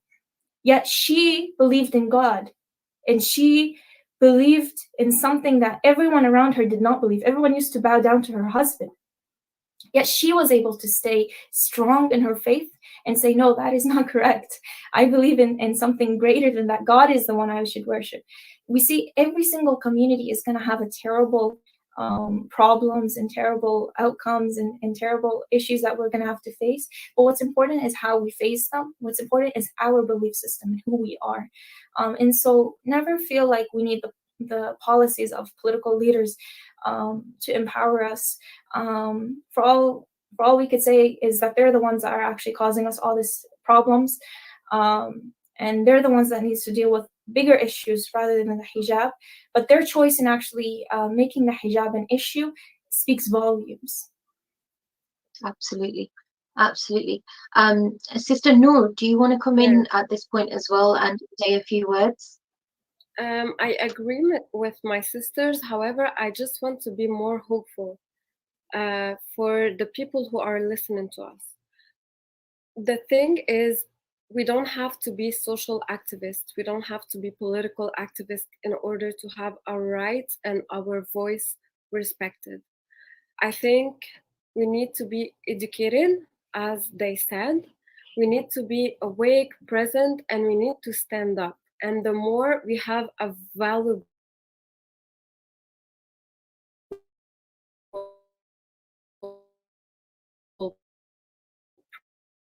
presence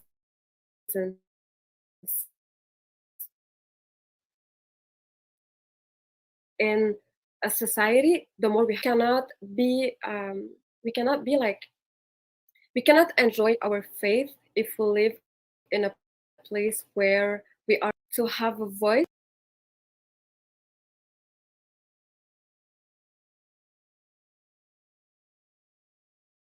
for society.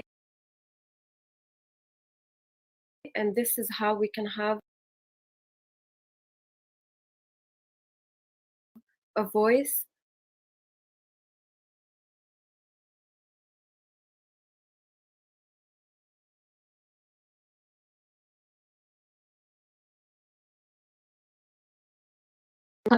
Sister Afra.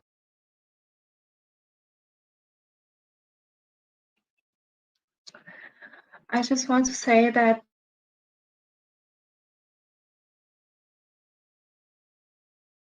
when I was politically active, I was in politics. I just feel that bad and racist comments on social media.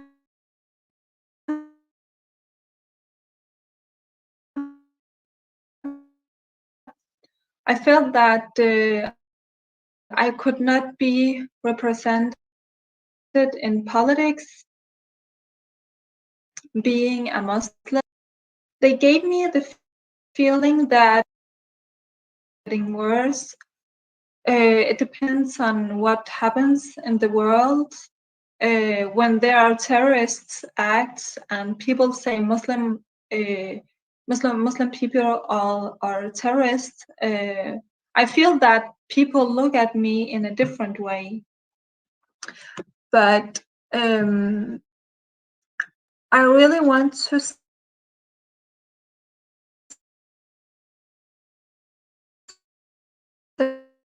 say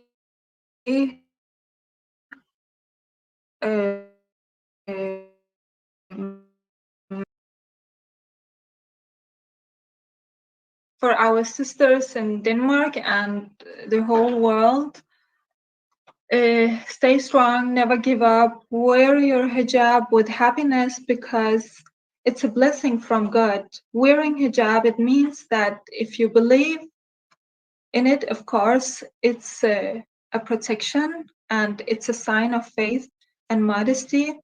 So you should be happy that you are protected and you are blessed. Be brave, do not give up, don't give up. Wear your hijab with your heads up because you are blessed from God, and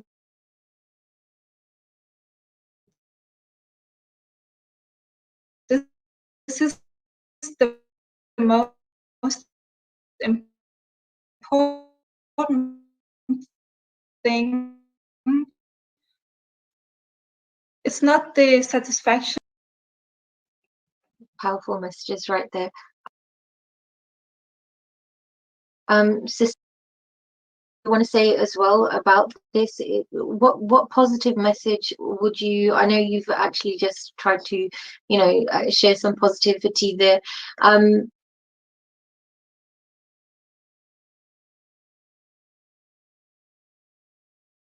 What message would you have for your sisters in Quebec?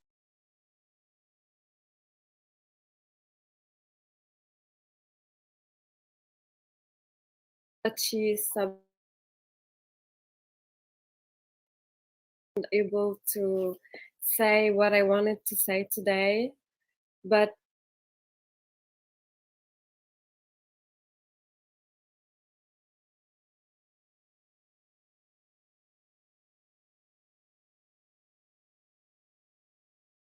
is you are like so much stronger than what you meant to occupy spaces that aren't built for you and to stand up for people who don't have a voice.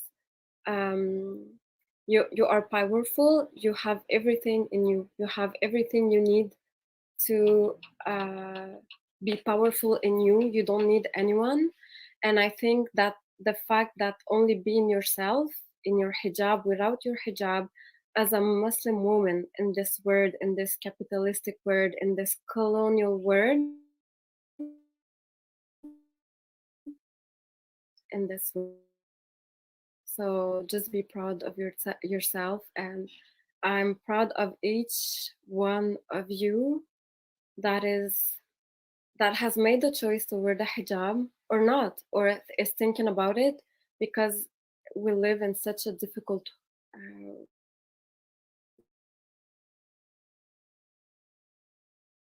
world right now in Quebec for Muslim women.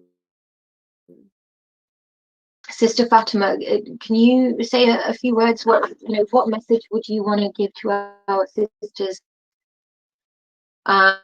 who are thinking about wearing the hijab or who do with the hijab?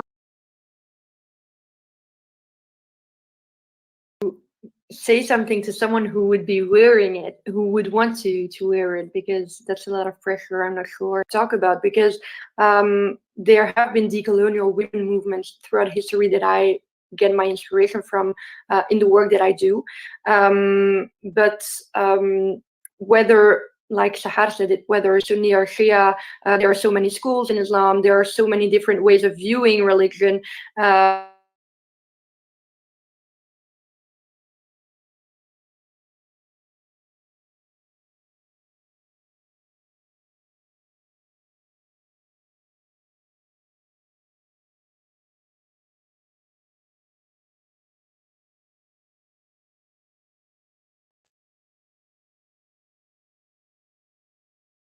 And with anthropology and within the state of the society.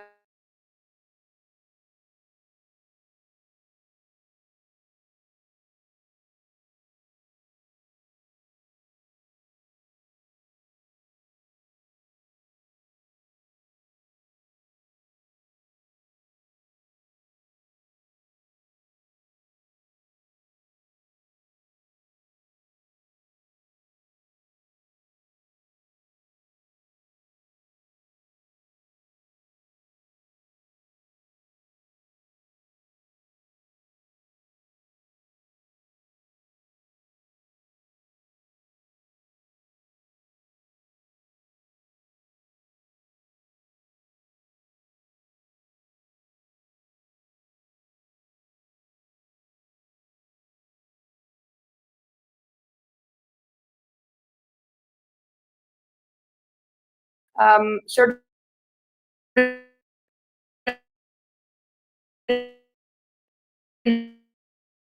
names that we put on each other, and those are things that we learn from society.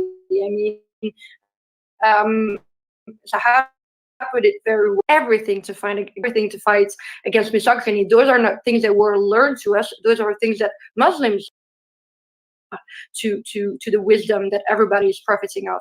So getting back to the roots of how critical we are allowed to be about everything, including our faith, including people within our communities, is something that is necessary to functioning well in terms of women's rights all over the world, not only within Muslim communities, but of course, if Muslim communities grow within a world where certain problems in terms of women's rights exist, Muslim communities, of course, will be impacted by it. It's not only telling us that we have to do, but actually gives us the tools to fight against. And so holding those very critical, in-depth conversations in the community is stronger as a whole to be able to fight those things, because as long as we're actually seeing ourselves through those very narrow names of, you have the Shia and you have the feminist and you have the turban wearing Muslima, and you have the good Muslima who's wearing the hijab the way she should wear it. Those are actually things that are keeping us all in the separate boxes that are doing everything not to be able to unite on those very critical questions that we should be able to unite on. And so to me, what I would say to anyone is be you as a Muslim and be okay with people being them as Muslims. And in the end, what really does care, like I said earlier, the spirituality, that is something that no human will ever be able to read in another human. Nobody will ever be able to read into someone else how they feel during prayer. And so what we should really be focusing on as Muslims today is how we're behaving in between ourselves and within the community to be able to project that ideal of, I was going to say perfection, but I don't know how to say it in English. So perfection, okay, that's simply the same word, but with a different accent, I'm sorry.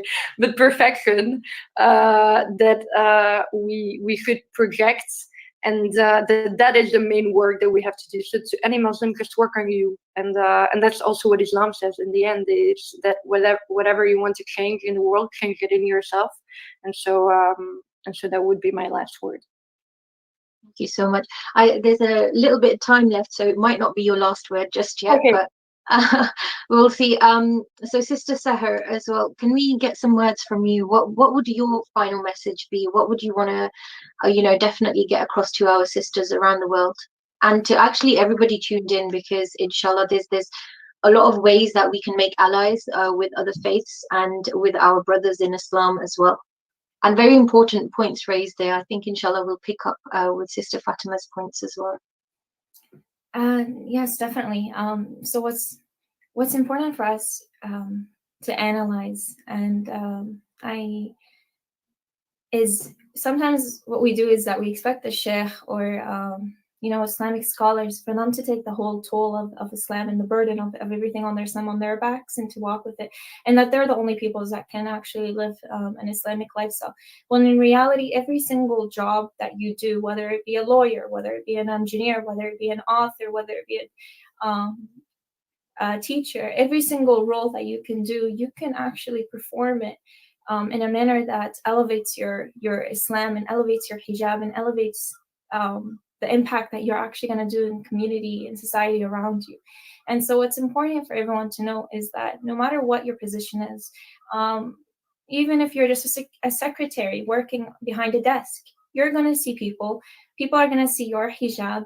And so it's important for you to know that to never doubt yourself. Am I doing enough for Islam? Am I really a representation in Islam? Every single person and every single role that someone has it because God has placed talents in them and has placed his belief that this person can ultimately reach to his perfection and the perfection of the self if they strive and if they try hard enough. And even if you fail, that's fine. You get back up, just like Islam tells us. And so for everyone that's trying in Islam to do their best, and for Muslims, it's the idea that nothing in religion is something that you have to love. You don't have to love praying. You don't have to love wearing the hijab. That's actually what might cause a lot of problems in the future. What you're supposed to do is actually just love worshiping God. And so if my ultimate goal is me worshiping God and my love lies in my worship to God, that means that even if I don't find fasting in a day enjoyable, I'm still as obligatory and has told me that this is important for me to do. And so this love that you build with the hijab, it takes time and it takes nurturing and it takes work. It can't be something that we can expect from a young girl from the next day. Do you love the hijab? Well, she's gonna say yeah, but she it's not gonna be authentic. She loves the hijab when she grows with it and learns its importance and learns why she does it and how special it is for that child to wear.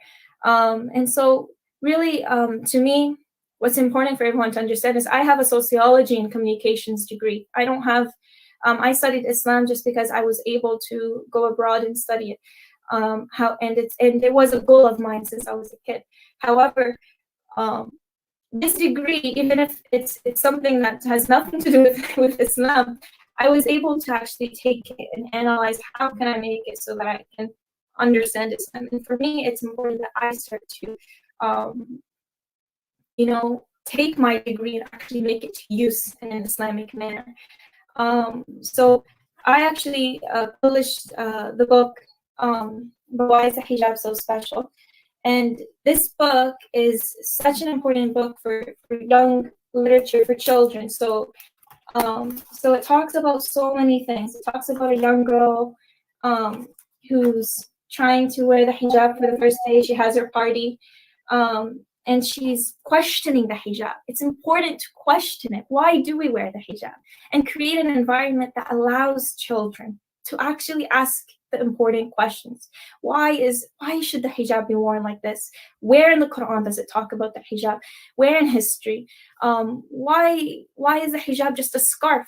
And when we ask these questions and when we facilitate a conversation in a healthy manner, even if it's difficult, it actually leads us to become closer to God. Because ultimately, if you're a Muslim, that means whatever God has willed for you will be of cherish and love and light.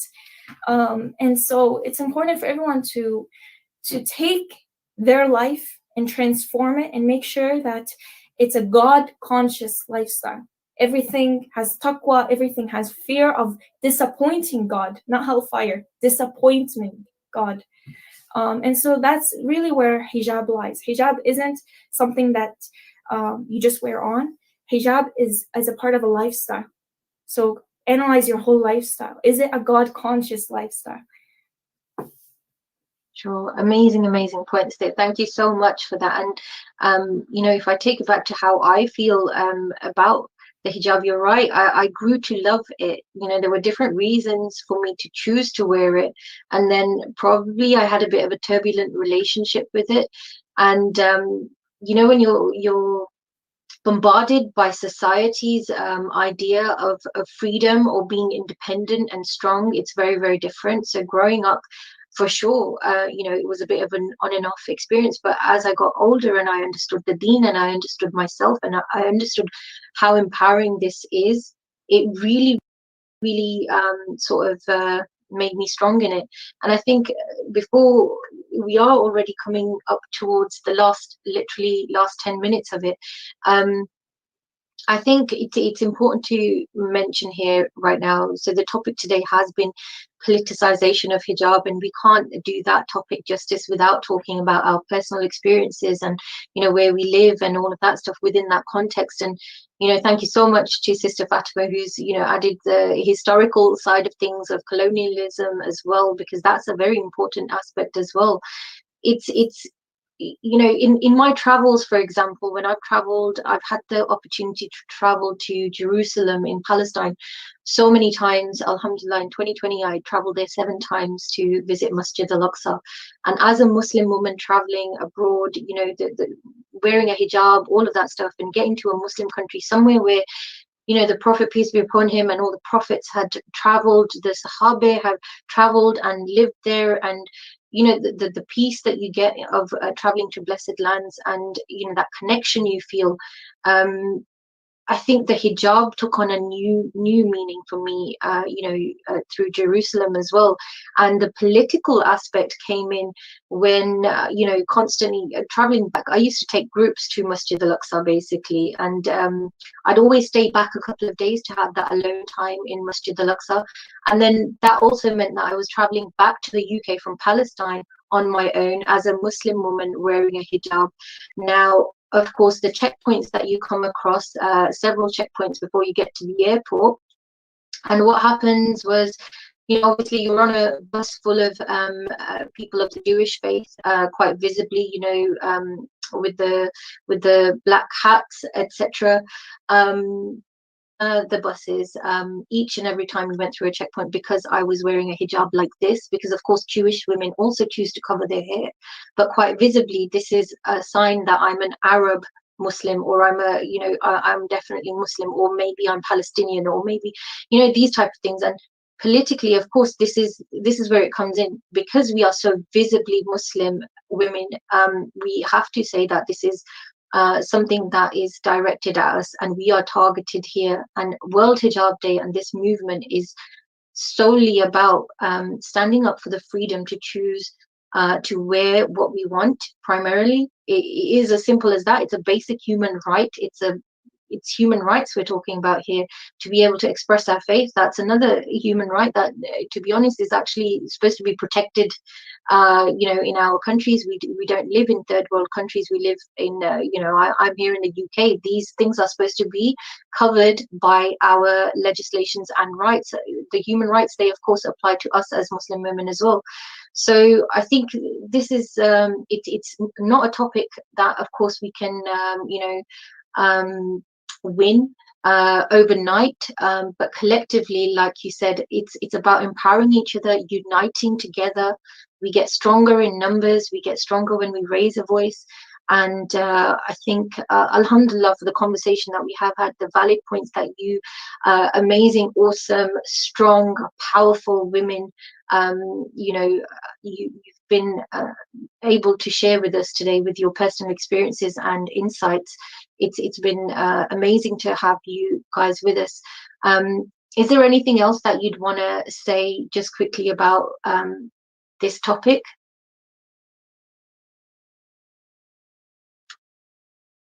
Brilliant.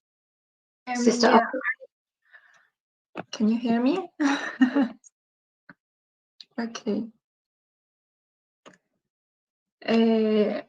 Honestly, to be honest, I didn't know the World Hijab Day exists, and of course I wanted to participate because it's important for me to tell my own story and to share my own experience with the others, because we have women who don't talk a lot about the hijab, maybe because they don't dare. It's important to give a voice to women who wear the hijab.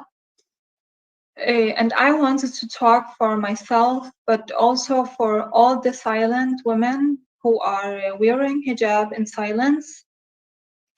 But it doesn't mean that they don't have a voice.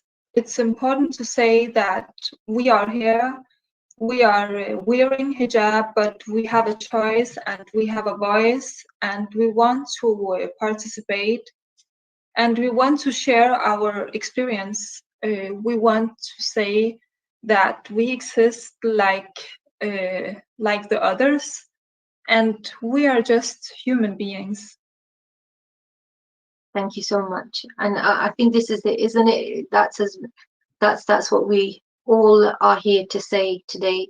Inshallah, it has been an opportunity to create an understanding, not just between ourselves, but also for perhaps the non-Muslim community, who maybe can understand how important it is and how we feel when our rights are encroached like this, and something so important to us is actually being pulled away from us.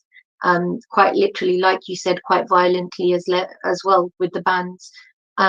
Anything else from the sisters? Sister Noor? I wanted to say to everyone that is listening to us, and I think I talk on behalf of everyone here, is that if you feel oppressed, if you feel like you want to talk to someone about hijab, Islam, where you live, you can reach us. You can talk to us through Instagram. I think you have all our information in the organization, so you are welcome to write to us, to me, to talk about whatever. And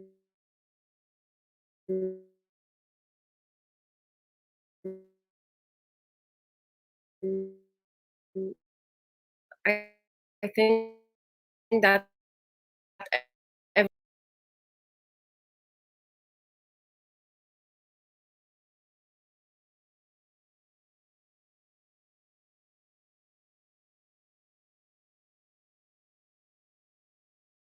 and to listen to you, and it will be a pleasure to listen to you. Thank you so much. What a beautiful message at the end there. Sister Sahar, Sister Fatima, would you like to come in just before we head off?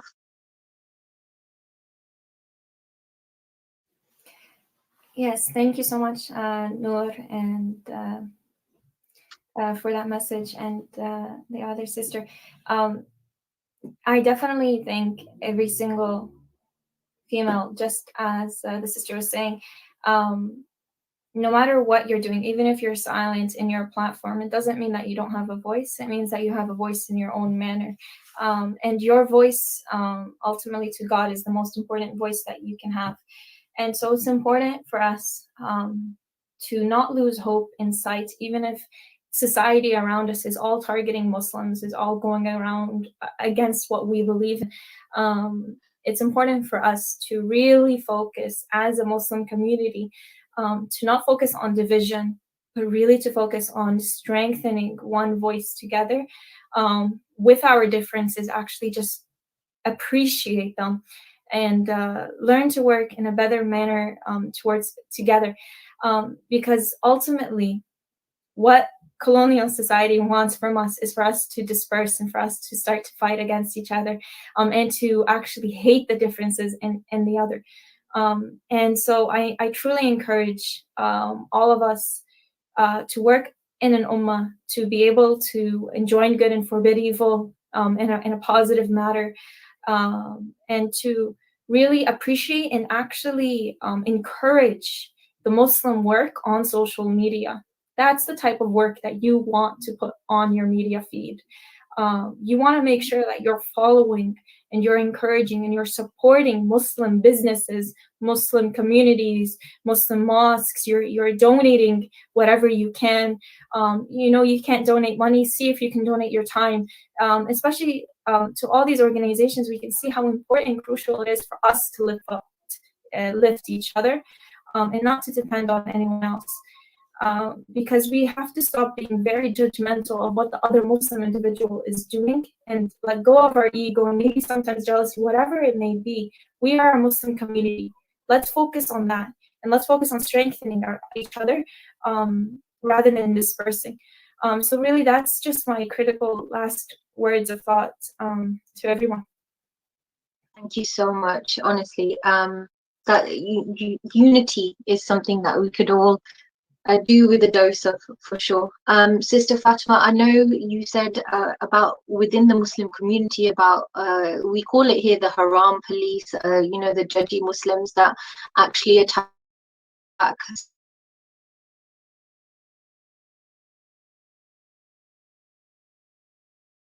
And I know you've come, with the terms of feminists. Now, I know you must have been, and I know I've been attacked with the same sort of, labels. It's almost to work to silence the Muslim woman's voice when you get, you get accused of being a feminist, which is, oh my God, that can't be anything to do. That's against Islam. Whereas reality is that, of course, Islam, if we were given our rights by the Muslim community, we wouldn't have an issue right now. We wouldn't have to be working against within our own communities to get our voice out there. So if you could just continue that, and then maybe just finish off with, a powerful message, which, again, your social media guys, you can connect with all of these amazing speakers through World Hijab Day, Instagram as well. They'll all be tagged. Powerful Instagrams, powerful messages out there by all of them. So Sister Fatima, please, if you could. Okay, to get back on the touchy issue of feminism, I'm actually one of the decolonial feminists that most feminist movements wouldn't agree with either, because I'm very critical of feminist theories, and I'm very critical, certainly, of white feminism and the way it was brought up. I mean, so for example, they had their rights given to them simply because they were carried by women of color who actually did the hard work for them to be able to be liberated outside of their household. So there has to be, again, the idea of putting history back into its context and realizing that if today we are comfortable with using words like feminism, my ancestors were not. So that's why I always say decolonial feminists and not feminists on its own. And because there is that idea of staying critical towards all of the theories that you're putting yourself into, and that we have to recognize that through history, men have been given certain places of power and certain, their behavior has been excused in certain ways that has been carried on and given us certain results like we have today. We were at a very critical point, at least here in Belgium. I don't know how it's going in all of your contexts, but in terms of sexual harassment on children in family contexts, and the fact that they have no institutions to actually be able to rely on, those kind of I don't know how to say it in English again, but that actually the fact that solutions should actually be able to get out of the Muslim communities in terms of those questions, because like I said, we have been given all of the tools to be able to solve this kind of very complex, difficult questions. But today there's that tendency of, like you said it very, very well, Karine, of wanting to make women shut up very clearly, and wanting them to hold their mouth about certain questions that we see as being very touchy, while they are not. They're very natural. We're talking about women having a place in society that they have been given throughout history. Nobody gave it to them. It has been given to them through religion, and it has been taken away from them throughout history, and now women are getting it back by their own readings of religion that are nothing new.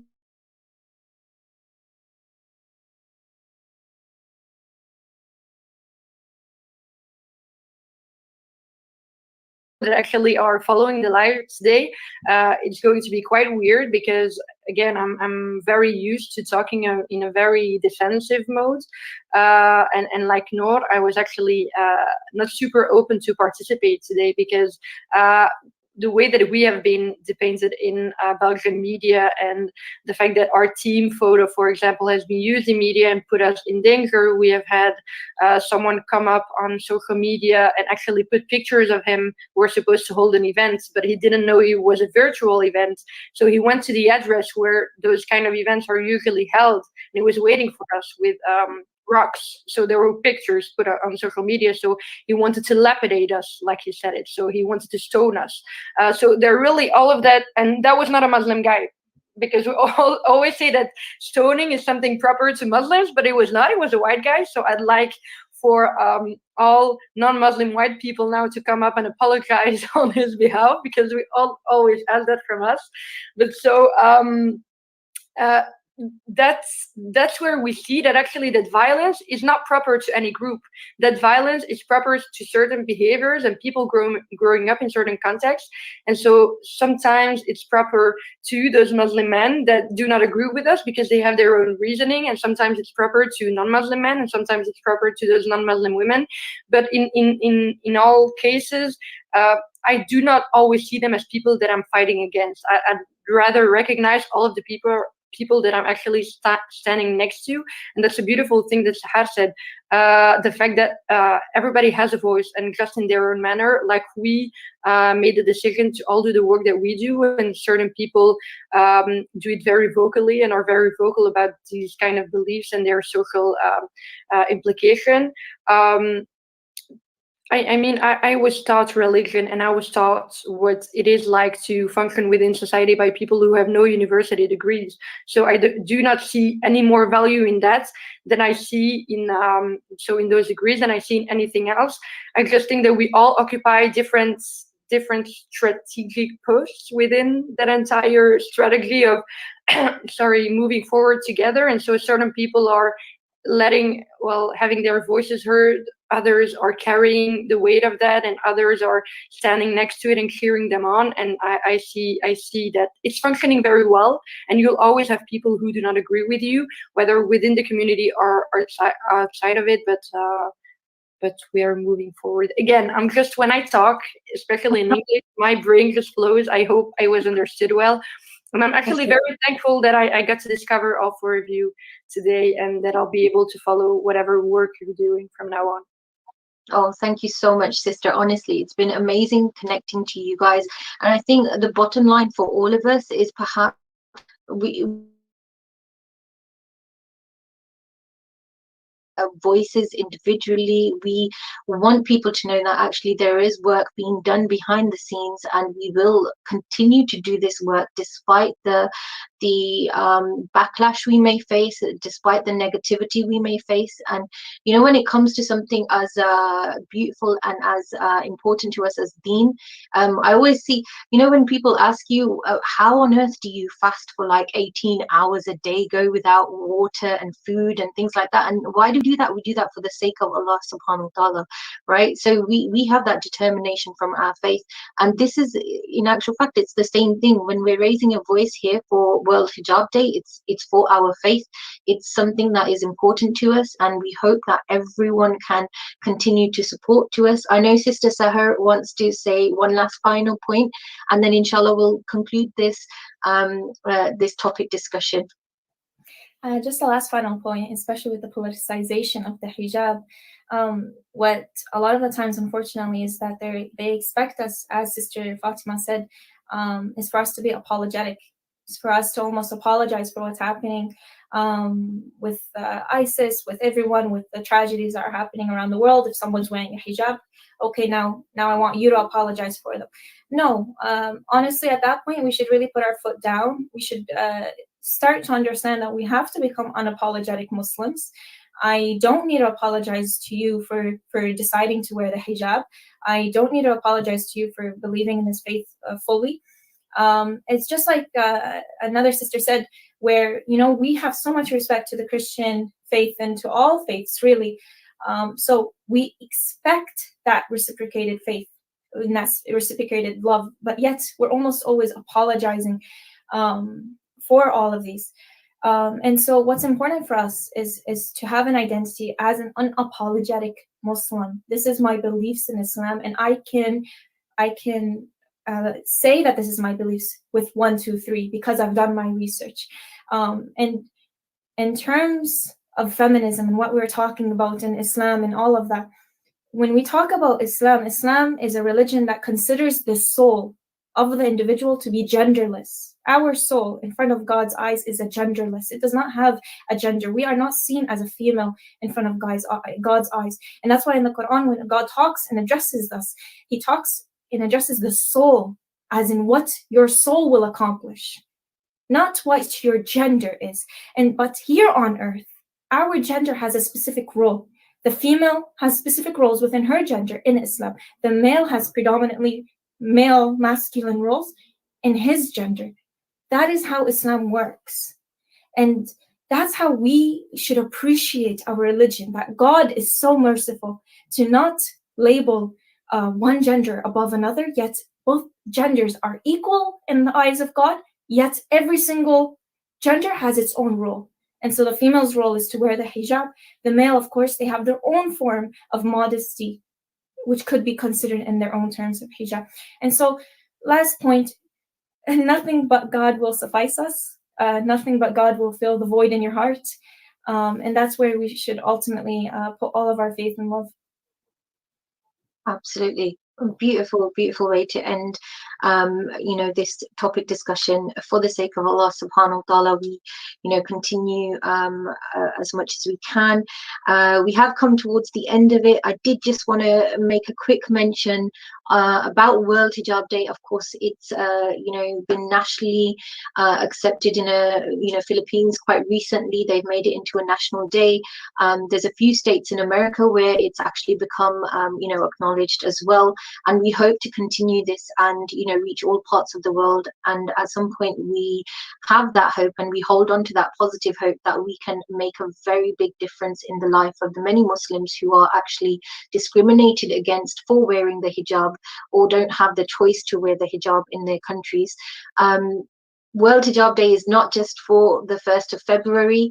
We work throughout the year. We hope to set up more initiatives. We have, a weekly webinar on Fridays now called Modesty Table. And we, inshallah, will hopefully have these lovely speakers back on Modesty Table as well, so we can get to know them more and raise more awareness and continue to create understanding about Muslim women who choose to wear hijab, and actually they're not oppressed. They are not, scary people. We are actually, we want the same things. We bleed the same. We love the same. We want the best for our families, for our children, for the future generations. We want to create an environment of love and peace throughout the world, and inshallah, we will be able to do that, because I feel it is now on us as women to step up further, and we make special du'as for all the women who are our role models throughout our history as well. So ladies, thank you so much. I'm going to play, we'll play out a beautiful poem by a young sister here in the UK about the hijab. I'm really proud of her. I think she's only 19, 20, bless her, and she's a spoken word poet, so I'll share that. And ladies and gents, please do go check out the website as well, worldhijabday.com. There's an opportunity for you to continue to support us as well. And there's a donate link on the website if you wish to support us in that way. But anyways, I leave you with lots of love, hope and du'as. Please continue to support all of us, your sisters in Islam. God bless and take care. Hijab is not something you should be ashamed of, feel afraid or allow others to make you take off. I'm sorry if I've ever made you feel that way, and I apologize if I've ever made you feel unsafe. I guess we judge each other too quickly, and we forget to focus on our own imperfections on our journeys. We never know when life can take us in the same states, because we are deeply saddened, but our words have a huge part to play. I mean, if you see a sister struggling, support her, educate her, and with kindness show her the way. Address her in a manner that the true love that our religion displays. Rather push her further and further away. Cause hijab is our strength, our courage, our crowns. So if you see your sister slipping, you pick it up and lift her too when she is down. And it's the honor passed down from our greatest women to our women, from all walks, black, white and brown. Though at times we forget where else modesty can be found. It goes hand in hand with more than what the eye can see. It can apply to both men and women, but often we forget that it may lie within our character, the way we carry ourselves and our speech.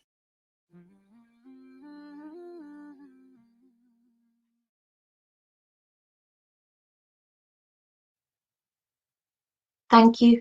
Take care. Assalamu alaikum.